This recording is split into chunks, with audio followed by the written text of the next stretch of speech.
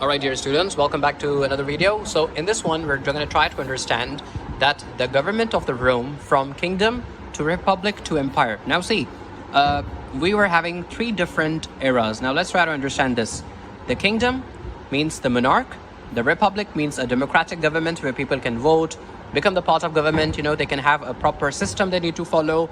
And then to the empire, as I told you that first we are having kingdom, where actually, maybe the proper rights are not being served among the entire public. And then we are having the republic. Now the republic is actually a good form of government, a systematic form of government where people can trust the government and everything.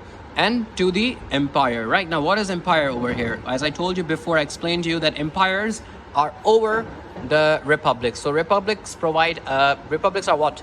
Means a nation with having some system. But empire is over a couple of different nations. So yep, I hope you understand like what does it mean when I say from kingdom to republic, from republic to empire. Right, now let's get on to this one. Okay, so now what it says that in the beginning, so students, remember, I'm not only going to explain you, but we're going to learn how to make notes for the exams as well. Okay, now in the beginning, Rome was ruled by the kings, but their cruelty made them unpopular. Okay, see, now Rome was definitely ruled by the kings, but their cruelty, because they were very cruel, they were not good with the other people, right? So what happened, that made them unpopular and they were driven out. That made them unpopular and they were driven out. So means the monarch is falling now. After that, Rome then became a republic in 509, and this system lasted for till 31 BCE. Remember, the dates are going in minus because they're in BCE. From BCE, they're approaching to 0 to 1 in the CE, Common Era. All right. After that, what is happening? Romans were divided into two main groups: the nobles.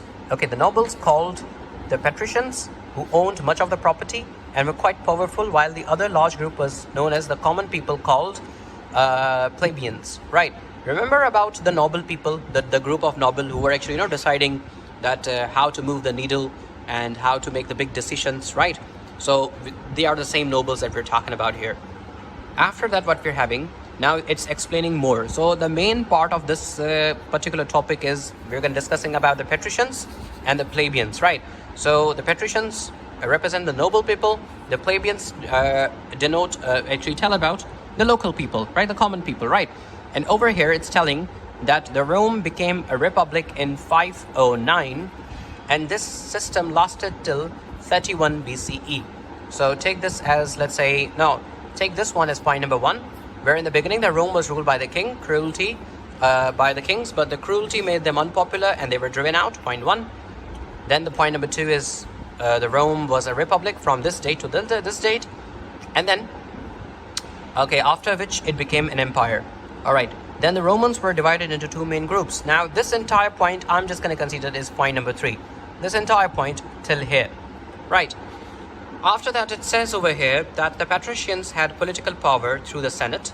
The patricians had political power through the Senate. Remember, in the classroom, I taught you that by taking the example of Pakistani government, that what do you mean by Senate? What do you mean by National Assembly? So what do these things do mean by, right? After that, what happens that the Senate selected the leaders of the city who were called the councils, right? So see, try to understand this thing. This is very, very simple and easy. What actually is happening over here, that these patricians, the noble people, right? Now they were part of the Senate. Now an important feature of Rome's government from the early years. So remember in the other chapters as well, these noble people were the main people who were taking these decisions again and again and again. And due to which the people were not happy because it seemed that it was a one-sided decision which was being taken. Okay, then after that, what happened? The Senate elected the leaders of the city who were called the councils. The plebeians also took part in the government through the assemblies and elected people to control the powers of the Senate. So well, things were happening both ways. So we can make this as point number 4. Things were happening in both ways, but still the main powers were in the hands of patricians. Alright guys, I hope this is clear. Now let's get to another topic.